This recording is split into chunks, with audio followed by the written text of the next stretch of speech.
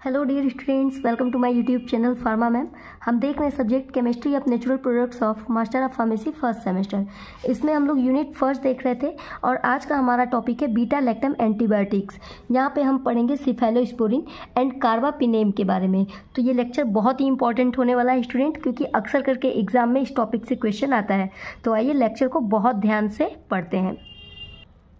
यहाँ पे पहले हम लोग एक बार स्टूडेंट बीटा लैक्टम एंटीबायोटिक्स के बारे में शॉर्टली देख लेते हैं, फिर इन्हीं चीज़ों को हम आगे एक्सप्लेन करके डिटेल में पढ़ेंगे। ठीक है, तो देखिए हमें पढ़ना है बीटा लैक्टम एंटीबायोटिक्स। क्या होता है बीटा लैक्टम एंटीबायोटिक्स? तो बोल रहा है antibacterial drugs that kill bacteria, यानी ये एंटीबैक्टीरियल ड्रग होते हैं जो बैक्टीरिया को किल कर देते हैं, इसलिए इन्हें बैक्टीरिसाइडल भी कहते हैं। इसके पहले हम लोगों ने जो मैक्रोलाइड्स एंटीबायोटिक्स के बारे में पढ़ा था वो बैक्टीरियोस्टैटिक नेचर के थे। ठीक है, तो ये उनसे इस वे में डिफरेंट हो जाता है क्योंकि ये बैक्टीरिया को डायरेक्ट किल कर देता है। ठीक है, जबकि मैक्रोलाइड जो था वो आपके बैक्टीरिया के ग्रोथ को केवल इनहिबिट करता था। ठीक है, अब अगर हम इसके जनरल स्ट्रक्चर की बात करें तो देखिए जितने भी बीटा लैक्टम एंटीबायोटिक्स ड्रग हो गए उनमें कहीं ना कहीं ये आपका बीटा लैक्टम रिंग प्रेजेंट रहेगा। ठीक है, तो ये हमारा स्ट्रक्चर है बीटा लैक्टम रिंग का। बीटा लैक्टम रिंग जो होता है ये आपका 4 मेंबर्ड रिंग है, जिसके अंदर आपको एक कार्बोनिल कंपाउंड देखने को मिलेगा और एक नाइट्रोजन एटम देखने को मिलता है। ठीक है, यहाँ पे आपके 3 कार्बन अटैच्ड हैं, तो आप टोटल बोल सकते हो कि 3 carbon containing and 1 carbonyl group and 1 nitrogen atom होता है आपके बीटा लैक्टम रिंग में। ठीक है, यहीं पे अब आपका सब्स्टिट्यूट ऐड होगा और अलग अलग तरीके के ड्रग्स को बनाएगा। ठीक है, क्लासिफिकेशन देख लेते हैं एक बार, classification of beta lactam antibiotics. तो यहाँ पे मेनली 4 टाइप में क्लासीफाई किया गया है। पहला है आपका पेनिसिलिन, सेकेंड है सिफेलोस्पोरिन, थर्ड है मोनोबैक्टेम्स और चौथा है आपका कार्बापिनेम। ठीक है, तो यहाँ पे हमें चारों ना पढ़ के सिर्फ अकॉर्डिंग टू सिलेबस यदि देखें तो इन दोनों को हमें डिटेल में पढ़ना है, सिफेलोस्पोरिन एंड कार्बापिनेम को डिटेल में पढ़ना है। ठीक है, तो हम इन्हीं दोनों को आगे के लेक्चर में बहुत ही डिटेल से पढ़ेंगे, एक एक चीज़ें इसके बारे में देखेंगे। अगर हम ओवरऑल मैकेनिज्म ऑफ एक्शन की बात करें कि पूरा बीटा लैक्टम एंटीबायोटिक्स किस तरीके से काम करता है, तो जैसा कि हम जान गए कि ये बैक्टीरिसाइडल नेचर का होता है। ठीक है, तो ये बैक्टीरिया को पूरा किल कर देता है। कैसे किल करता है? तो कह रहा है beta lactam antibiotics work by inhibiting bacterial cell wall formation leading to its death. तो ये मेनली क्या करता है, जो बैक्टीरिया का सेल वॉल होता है उसी बैक्टीरिया के सेल वॉल के फॉर्मेशन को ही ये रोक देता है।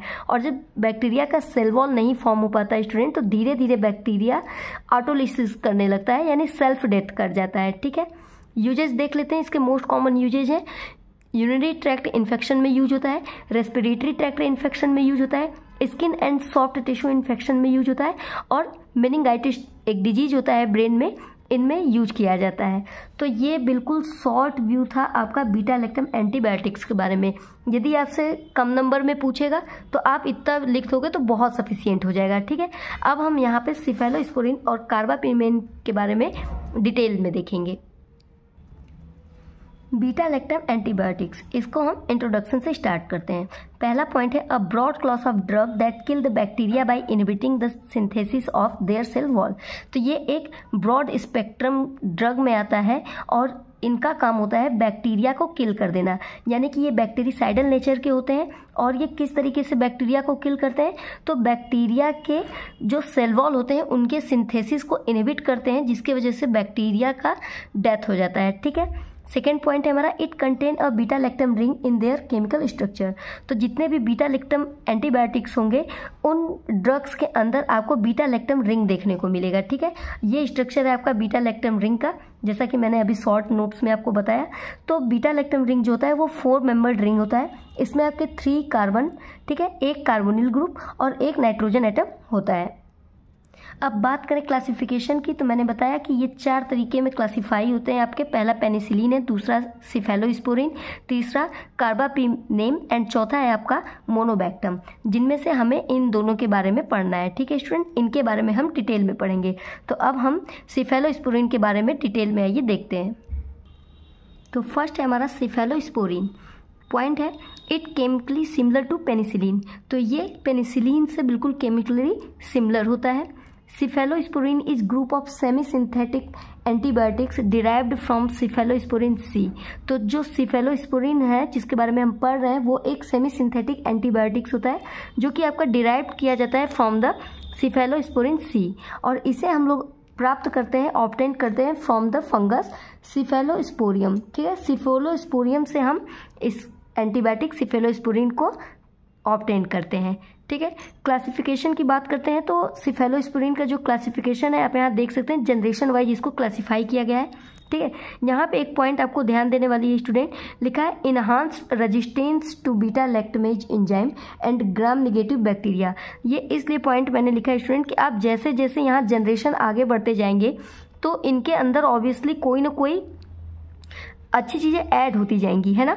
अब नया ड्रग बन रहा है तो कुछ न कुछ नया चीज़ें उसमें डिस्कवर होते जाएंगे, उसकी कहीं ना कहीं बायो अवेलेबिलिटी जो होती है वो बढ़ती जाएगी। ठीक है, तो यहाँ पे क्या होता है कि जैसे जैसे आप जनरेशन वाइज आगे बढ़ते जाओगे, फर्स्ट जनरेशन से सेकेंड, सेकेंड से थर्ड, तो ये आगे क्या करता जाएगा, बीटा लैक्टमेज एक एंजाइम होता है, इसके प्रति ये रेजिस्टेंस अपने अंदर ज़्यादा लाया रहता है। ठीक है, क्योंकि बीटा लैक्टमेज एंजाइम जो होता है वो एक्चुअली में जो हमारे बीटा लैक्टम एंटीबायोटिक्स है ना, इनके एक्टिविटी को इनहिबिट कर देते हैं। ठीक है, इनएक्टिवेट कर देते हैं इसकी एक्टिविटी को, यानी ये बैक्टीरिया से लड़ने में उतने सक्षम नहीं रह पाते हैं।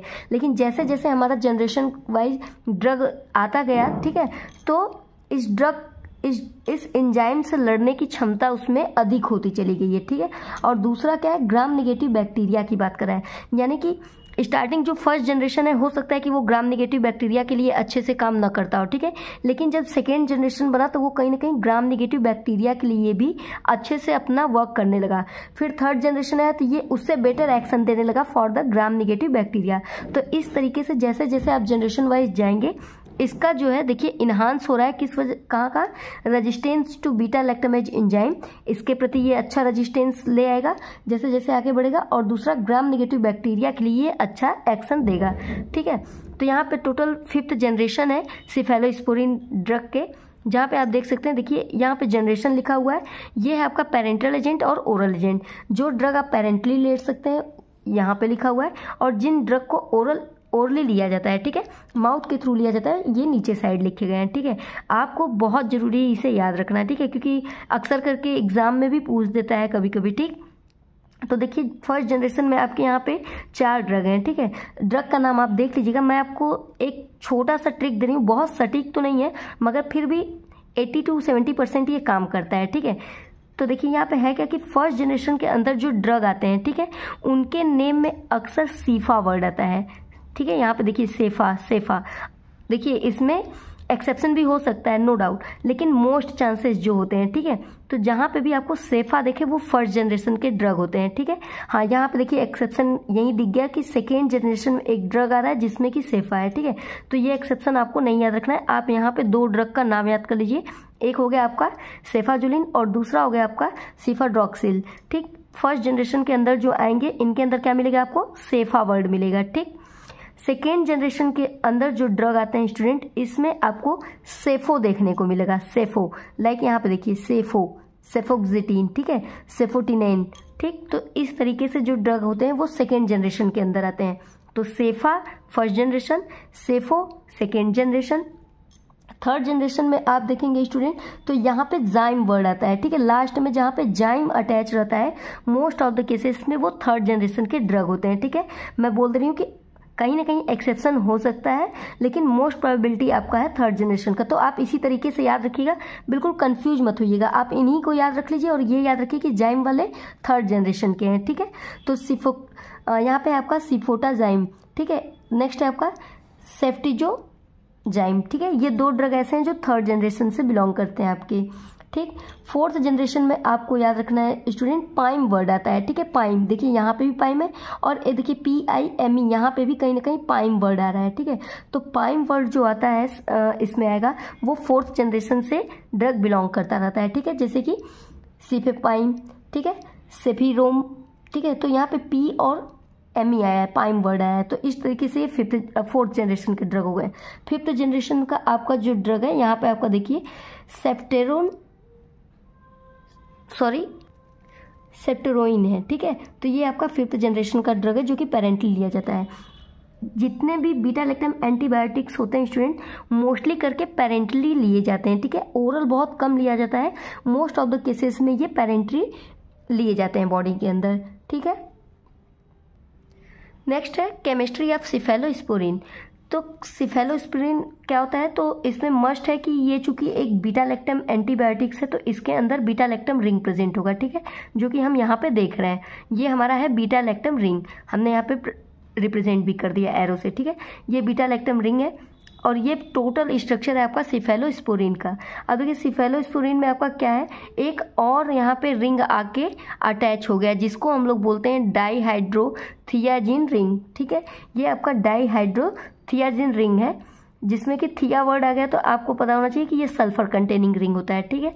यहाँ पे आपका देखिए एक R2 एक R1 दो साइड चेन लगे हुए हैं, ठीक है। तो ये ओवरऑल स्ट्रक्चर हो गया आपका सिफेलोस्पोरिन का, यानी इसमें एक आपका होता है बीटा लैक्टम रिंग, दूसरा बीटा लैक्टम रिंग से अटैच होता है आपका डाईहाइड्रोथियाजिन रिंग, और यहाँ पे आप देखोगे तो इसमें दो साइड चेन होते हैं। पहला साइड चेन आपका यहाँ पे है और दूसरा साइड चेन ये हो गया, ठीक है। यहाँ पे आपका कार्बोक्सिलिक एसिड प्रेजेंट है, ठीक है। तो आपको मेनली क्या याद रखना है, आपसे पूछ दे दी कि sulphur containing beta lactam enzyme का एंटीबायोटिक्स का नाम बताइए, तो क्या बताओगे आप, सिफेलोस्पोरिन, क्योंकि ये क्या है, सल्फर कंटेनिंग है, ठीक है। अब हम इसका फार्माकोकाइनेटिक्स देखते हैं कि ये ड्रग हमारे बॉडी के अंदर जब जाता है तो कैसा इसका एडीएमई प्रोसेस होता है, फार्माकोकाइनेटिक्स कैसे होता है। तो जब हम ड्रग सबसे पहले इनटेक करते हैं स्टूडेंट, तो एब्जॉर्प्शन होगा। तो ड्रग का एब्जॉर्प्शन कैसे होता है, तो कह रहा है कि पुअर ओरल एब्जॉर्प्शन, तो ओरली इसका एब्जॉर्प्शन कम होता है, अच्छा नहीं होता है। मोस्ट एडमिनिस्टर्ड पेरेंटली, ठीक है। तो ये इंजेक्शन के थ्रू हमारे बॉडी में इंजेक्ट किया जाता है, चाहे वो आईवी रूट का फॉलो कर ले चाहे आईएम, ठीक है ना, इंट्रावेनस एंड इंट्रामस्कुलर, ठीक है। तो एब्जॉर्प्शन इस तरीके से होता है। डिस्ट्रीब्यूशन क्या कह रहा होता है, it distribute very well into body fluid and tissues. तो ये बॉडी फ्लूइड और टिश्यूज जो होते हैं यहाँ पे बहुत अच्छी तरीके से डिस्ट्रीब्यूट हो जाते हैं, but have limited distribution into the cerebrospinal fluid. तो जो हमारे CSF होते हैं, ठीक है, सेरेब्रोस्पाइनल फ्लूइड होते हैं, वहाँ पे इनका डिस्ट्रीब्यूशन बहुत लिमिटेड होता है। मेटाबॉलिज्म के लिए बोल रहा है कि metabolism is not a major elimination path, ठीक है। तो यहाँ पे मेटाबॉलिज्म के थ्रू एलिमिनेशन नहीं होता है, ठीक है। यहाँ पे मेटाबॉलिज्म जो है एक मेजर एलिमिनेशन पाथ नहीं होता है। मेनली इसका एलिमिनेशन कैसे होता है, तो कह रहा है कि primarily eliminated from body through renal या किडनी एक्सक्रीशन। तो ये किडनी के थ्रू इसका बाहर एलिमिनेशन होता है। ये हमारे बॉडी के बाहर किसके थ्रू ज़्यादा कराता है, तो किडनी के द्वारा होता है, ठीक है। रीनल एक्सक्रीशन के थ्रू ये बॉडी से बाहर आता है। तो ये थे इसके फार्माकोकाइनेटिक्स। अब हम इसका यूजेस देख लेते हैं कि कहाँ कहाँ सिफेलोस्पोरिन का यूज होता है। फर्स्ट पॉइंट है, first generation good for gram positive and some gram negative bacteria used in skin infection, ठीक है। तो फर्स्ट जनरेशन के जो ड्रग होते हैं वो आपके ग्राम पॉजिटिव बैक्टीरिया के लिए ज़्यादा इफेक्टिव होते हैं as compared to gram negative bacteria. लेकिन कुछ कुछ ग्राम नेगेटिव बैक्टीरिया पे भी ये वर्क करते हैं, जैसे कि हमें जब स्किन इन्फेक्शन को ट्रीट करना हो तो हम यहाँ पे फर्स्ट जनरेशन के ड्रग को देते हैं, ठीक है। नेक्स्ट पॉइंट कह रहा है कि फ्रॉम सेकेंड जनरेशन ऑनवर्ड्स, यानी सेकेंड जनरेशन से जब हम आगे बढ़ते जाएंगे, like third generation, fourth generation and fifth generation, then cephalosporin generation exhibit enhanced resistance to beta lactamase enzyme. तो जैसे जैसे हम सेकेंड जनरेशन से आगे बढ़ते जाएंगे जनरेशन में, तो वहाँ पे हमारे जो ड्रग होते हैं उनके अंदर बीटा लैक्टमेज एंजाइम के प्रति ज़्यादा रेजिस्टेंस आ जाता है, ठीक है। बीटा लैक्टमेज एंजाइम क्या करता है, जो भी हम एंटीबायोटिक लेते हैं अंदर उसे ये डीएक्टिवेट कर देता है, ठीक है, उसके एक्टिविटी को रिड्यूस कर देता है। तो इसको हम लोग आगे जब भी ड्रग बनाएंगे तो हम इस एंजाइम के प्रति रेजिस्टेंस ले आएंगे, ठीक, और ग्रेटर इफेक्टिवनेस अगेंस्ट ग्राम नेगेटिव बैक्टीरिया। और जैसे जैसे हम सेकेंड जनरेशन से आगे बढ़ते जाएंगे, सेकेंड टू फिफ्थ जनरेशन की तरफ आएंगे, हमारा ड्रग बहुत ज़्यादा इफेक्टिव होगा for the gram negative bacteria, ठीक है। नेक्स्ट है आपका कहाँ यूज होता है, to treat respiratory infection and UTI. तो रेस्पिरेटरी इन्फेक्शन होते हैं जो वहाँ पे, और यूरिनरी ट्रैक्ट इन्फेक्शन जो होते हैं इसे ट्रीट करने में भी सिफेलोस्पोरिन हेल्प करता है। नेक्स्ट हमारा to treat meningitis and soft tissue infection. तो soft tissue infection and brain का एक डिजीज होता है, इसके ब्रेन के एक पार्ट में ये डिजीज होता है मेनिंजाइटिस, जो कि आपका ट्रीट होता है with the help of the cephalosporin beta lactam antibiotics. ठीक है, अब किस तरीके से ये एंटीबायोटिक्स हमारे बॉडी के अंदर जाके वर्क करते हैं हम ये देखेंगे, यानी अब हम देखेंगे mechanism of action of the cephalosporin. ठीक, मैकेनिज्म ऑफ एक्शन हम इस डायग्राम के हेल्प से बहुत अच्छे से समझते हैं। ठीक है, देखिए जो बैक्टीरिया होता है उसका सेल वॉल आपका पेप्टाइडोग्लाइकॉन से बना रहता है ना। हम जानते हैं कि बैक्टीरियल सेल वॉल किसका बना होता है, पेप्टाइडोग्लाइकॉन से बना होता है। ठीक है, तो मान लीजिए अगर ये बैक्टीरिया सेल रहता है ऐसे, तो कहीं ना कहीं ये सेल वॉल होता है बिल्कुल आउटर लेयर। ठीक है, तो ये जो पेप्टाइडोग्लाइकॉन होते हैं यहीं पे आपके प्रेजेंट होते हैं नैग नेम ऐसे। ठीक है, ये नैग जो होता है वो आपका होता है एन एसिटाइल ग्लूकोसामिन, और जो नेम वर्ड है, ठीक है, जो ऑरेंज कलर से हमने दिखाया है वो है नेम, इसका फुल फॉर्म है एन एसिटाइल म्यूरेमिक एसिड। ठीक, तो ये कहाँ आपके प्रेजेंट होते हैं, बैक्टीरियल सेल वॉल में प्रेजेंट होते हैं। और इसमें जो ये वाला फ्रैक्शन है एन एसिटाइल म्यूरेमिक एसिड, ठीक है, ऑरेंज वाला जो पोर्शन है स्टूडेंट, सभी ऑरेंज वाले पोर्शन पे आपका अटैच होता है पेप्टाइड चेन। ठीक है, ये अमीनो एसिड का चेन है, अमीनो एसिड मिलके क्या बनाएंगे, प्रोटीन बना देते हैं। ठीक है, तो ये क्या है आपका पेप्टाइड चेन है। यही पेप्टाइड चेन आपस में जुड़ते हैं with the help of ट्रांसपेप्टाइडेज enzyme. ठीक है, ये देखिए ये जो ब्लैक कलर से मैंने दिखाया है ये आपका ट्रांसपेप्टाइडेज एंजाइम है, जिसके वजह से ये दोनों जो चेन है आपस में जुड़ जाते हैं, इसके वजह से यहाँ पे क्रॉस लिंकिंग होती है। ठीक है, और जब क्रॉस लिंकिंग होती है तो ये आगे चल के सेल वॉल की सिंथेसिस करते हैं। ठीक है, यानी बैक्टीरिया के सेल वॉल के सिंथेसिस के लिए ये क्रॉस लिंकिंग बहुत ज़रूरी है। जब ये क्रॉस लिंकिंग होता जाएगा तो बैक्टीरिया का सेल वॉल बनता जाएगा, अच्छा होता जाएगा। ठीक है, बनता जाएगा।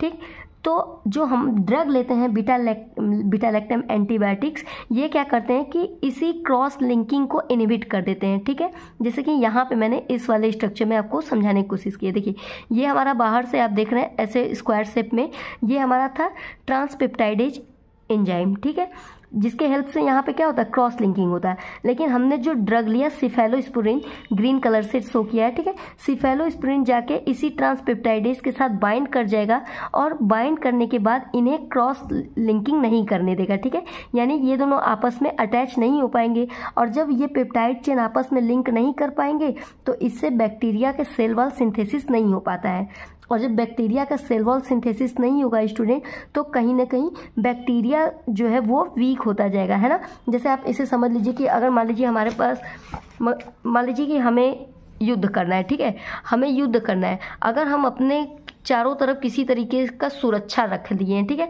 तो कोई भी यहाँ से आएगा हम पे अटैक करेगा तो क्या होगा, हमें ये सुरक्षा कवच बचा लेगा। लेकिन यदि किसी भी तरीके से अगर हमारा सुरक्षा कवच थोड़ा सा भी यहाँ से टूट जाता है, डैमेज हो जाता है स्टूडेंट, तो यहाँ से लोग एंट्री करेंगे, थोड़ी सी बॉडी पार्ट अफेक्ट करेंगे। फिर जब ये टूटता जाएगा किसी तरीके से और टूट गया, तो फिर अगले पार्ट पे ऐसे अपना एक्शन शो करेंगे, तो कहीं ना कहीं हम क्या हो जाएंगे, वीक पड़ जाएंगे और हमारा डेथ हो जाएगा, है ना।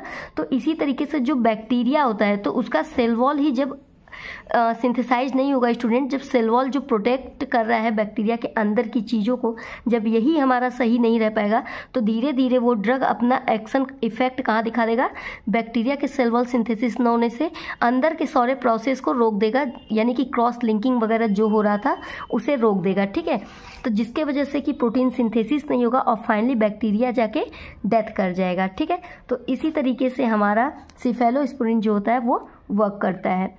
इसे एक बार हम लोग थियोरेटिकल देख लेते हैं। तो फर्स्ट पॉइंट कह रहा है कि cephalosporin bind with the peptidoglycans transpeptidase enzyme. तो जो सिफेलोस्पोरिन हमारा ड्रग है, बीटा लैक्टम एंटीबायोटिक्स ड्रग जो है, वो हमारा जाके पेप्टाइडोग्लाइकॉन के ट्रांसपेप्टाइडेज एंजाइम से बाइंड कर जाता है ना। तो देखिए पेप्टाइडोग्लाइकॉन यही पोर्शन है हमारा सेल वॉल जिससे बना होता है। ठीक है, तो इसमें जो ये पेप्टाइड चेन है, ठीक, पेप्टाइड चेन पे जो हमारा ये आपका ट्रांसपेप्टाइडेज एंजाइम है, इसी से जाकर क्या कर जाता है, हमारा इस जो ड्रग है वो बाइंड कर जाता है। ठीक है, and this binding prevents cross linking of the peptide chain of peptidoglycan. और जब ये बाइंड कर जाता है तो इनके बाइंड कर जाने से, यानी कि ट्रांसपेप्टाइडेज से जब हमारा ड्रग बाइंड कर जाता है, तो इनके बाइंड कर जाने से क्रॉस लिंकिंग जो होता है वो रुक जाता है, प्रिवेंट हो जाता है। ठीक है, क्रॉस लिंकिंग नहीं हो पाता है। ठीक है, and lack of cross linking result in lack of cell wall formation. और जब क्रॉस लिंकिंग ही नहीं हो पाएगा स्टूडेंट, तो सेल वॉल का फॉर्मेशन भी नहीं हो पाता है बैक्टीरिया में, ठीक है। Without cell wall bacteria undergo lysis, और जब उसका सेल वॉल ही नहीं बन पाएगा, सिंथेसाइज हो पाएगा, तो जो बैक्टीरिया है वो धीरे धीरे क्या हो जाएगा, बैक्टीरिया के सेल वॉल का सिंथेसिस रुक जाएगा, ठीक है, और बैक्टीरिया धीरे धीरे डेथ करने लगेगा, ठीक है। Ultimately result in bacterial cell death, तो इस तरीके से पूरा का पूरा बैक्टीरिया सेल डेथ कर जाता है, ठीक है। तो ये बहुत ही इजी वे में मैकेनिज्म ऑफ एक्शन था इसका। अब हम लोग कुछ ब्रांड नेम देख लेते हैं जो मार्केट में अवेलेबल है for the beta lactam drugs, ठीक है। तो ये सिफेलोस्पोरिन का है, ब्रांड नेम आप देख रहे हैं यहाँ पे, के फ्यूरॉक्स है, के पाइन, ठीक है, टेक्साइम एंड जीफी, जिसमें कि जीफी आप लोग मोस्टली सुने होंगे, जीफी, ठीक है। तो आप यहाँ देख रहे हैं कि जो फर्स्ट आपका ड्रग है के फ्यूरॉक्स, ये आपका किससे बना हुआ है, सिफिरोक्सिम से, ठीक है। के पाइम आपका बना हुआ है सिफेपाइम से, ठीक। इस तरीके से सिफिक्सिम से बना हुआ है आपका टैक्सीमाइन, मतलब ये इंग्रेडिएंट अटैच उसमें रहता है, और आपके जो ब्रांड का नाम है वो क्या है, टेक्सिमाइम, ठीक है, टेक्साइम। एंड जीफी आपका क्या है, ये ब्रांड नेम है जिसमें आपका सिफिक्सिम रहता है, ठीक। तो इस तरीके से हमने देखा सिफेलोस्पोरिन के बारे में। अब हम देखेंगे दूसरे बीटा लैक्टम एंटीबायोटिक्स के बारे में, जिसका नाम है कार्बापिनेम, ठीक है। Carbapenems are a class of broad spectrum beta lactam antibiotics used to treat bacterial infection. तो कार्बापिनेम भी जो होता है वो broad spectrum beta lactam antibiotics के अंदर आता है, और ये भी बैक्टीरिसाइडल की तरीके से काम करता है, यानी बैक्टीरिया को पूरा किल कर देता है, ठीक है। कह रहा है बैक्टीरिसाइडल इन नेचर, यानी कार्बापिनेम जो होता है वो बैक्टीरिसाइडल इन नेचर होता है, यानी किल कर देता है बैक्टीरिया को by inhibiting bacterial cell wall synthesis. Same इसका भी काम वही है कि बैक्टीरिया के सेल वॉल सिंथेसिस को ही ये रोक देता है, इनहिबिट कर देता है, जिससे अल्टीमेटली बैक्टीरिया का पूरा डेथ हो जाता है। It exhibit broader spectrum of activity compare to most cephalosporin and penicillin. तो ये कहीं ना कहीं सिफेलोस्पोरिन और पेनिसिलिन से भी ज़्यादा अच्छा एक्टिविटी शो करता है, ठीक है। केमिस्ट्री ऑफ कार्बापिनेम देख लेते हैं एक बार। तो जैसा कि इतना तो हमें पता है कि इसमें कहीं ना कहीं एक बीटा लैक्टम रिंग रहना जरूरी है, क्योंकि ये बीटा लैक्टम एंटीबायोटिक्स है, ठीक है। तो ये रहा हमारा ये वाला पोर्शन आपका 4 मेंबर्ड बीटा लैक्टम रिंग, ठीक है। और इससे अटैच है हमारा एक 5 मेंबर्ड रिंग, जिसमें कि कार्बन की जगह हमें सल्फर की जगह हमें कार्बन देखने को मिलता है, ठीक है। पिछले वाले में यहाँ पे सल्फर प्रेजेंट था, लेकिन यहाँ पे हम देखेंगे तो यहाँ पे सल्फर न होके कार्बन ही रहता है, ठीक है। Unsaturated ring between unsaturated double bond रहेगा, सॉरी स्टूडेंट, यहाँ पे रिंग नहीं रहेगा। अनसैचुरेटेड डबल बॉन्ड मतलब यहाँ पे प्रेजेंट है between the C2 and C3। तो जो C2 कार्बन है और C3 कार्बन है, यहाँ पे एक आपको डबल बॉन्ड देखने को मिलता है, एंड 2 साइड चेन। और यहाँ पे आप देखेंगे तो C2 जो है और C6, यहाँ पे आपका एक साइड चेन लगा हुआ है, जो कि आपके अलग अलग कार्बापिनेम जो ड्रग है उनको बनाएगा, ठीक है। अलग अलग सब्स्टिट्यूट जब ऐड करेंगे तो ये अलग अलग तरीके के कार्बापिनेम ड्रग्स को बनाएगा। यहाँ पे कुछ कॉमनली यूज्ड कार्बापिनेम है, ठीक है, जैसे कि आपका फर्स्ट है इमीपिनेम, दूसरा है आपका मीरोपिनेम, थर्ड है एर्टापिनेम एंड चौथा है आपका डोरिपिनेम, ठीक। ये 4 अलग अलग तरीके के कार्बापिनेम्स के अंदर के ड्रग्स हैं। जैसे कि आप यहाँ देख सकते हैं, पहला है इमीपिनेम, ठीक है, used in infection of skin, soft tissue and UTI. तो इसका कहाँ पे यूज होता है, मोस्टली स्किन इन्फेक्शन में होता है, सॉफ्ट टिश्यू इन्फेक्शन और यूरिनरी ट्रैक्ट इन्फेक्शन में हम लोग यूज करते हैं, ठीक है।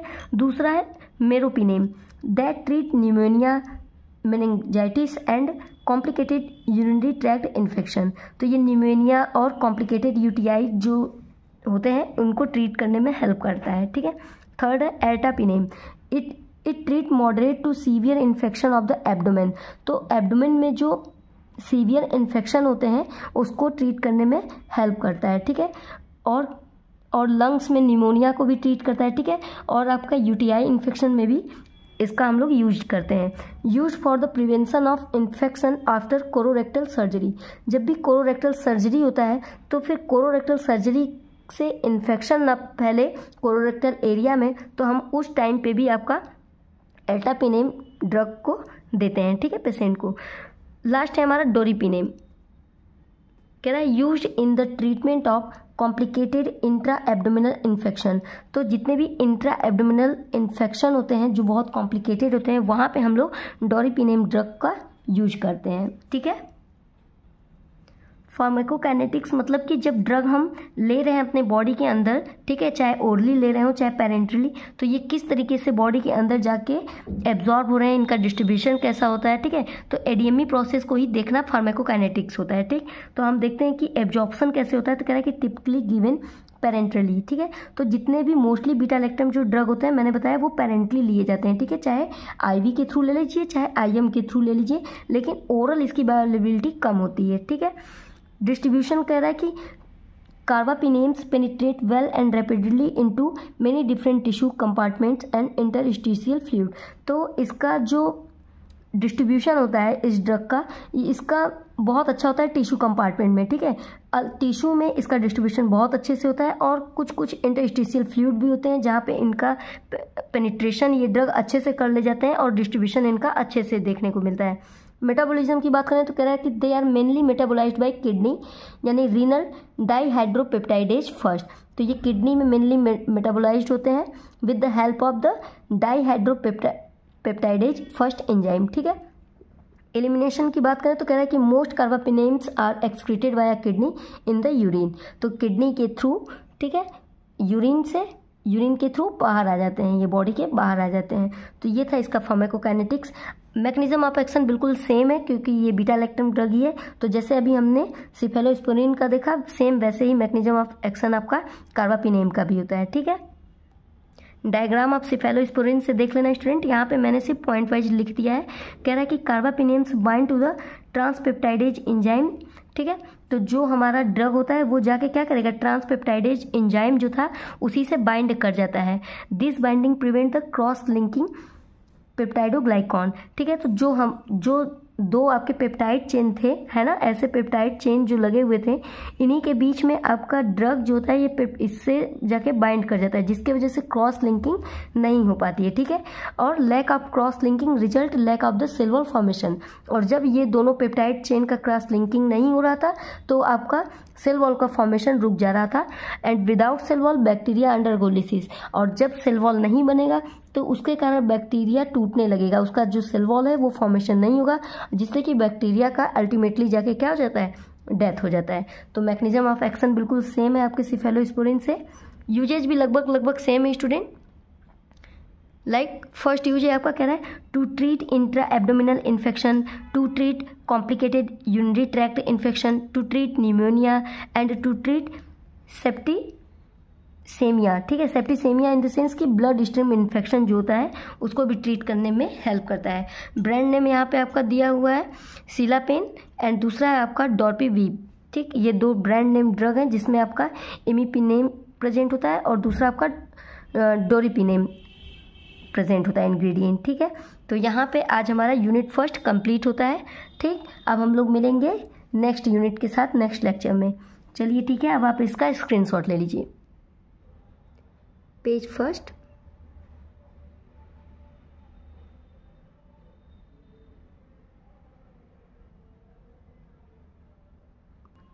Page second,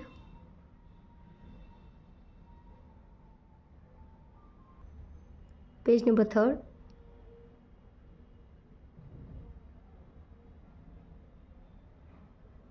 page number fourth, page number fifth. तो होप स्टूडेंट कि आपको लेक्चर बहुत अच्छा लगा होगा, अच्छे से समझ में आया होगा।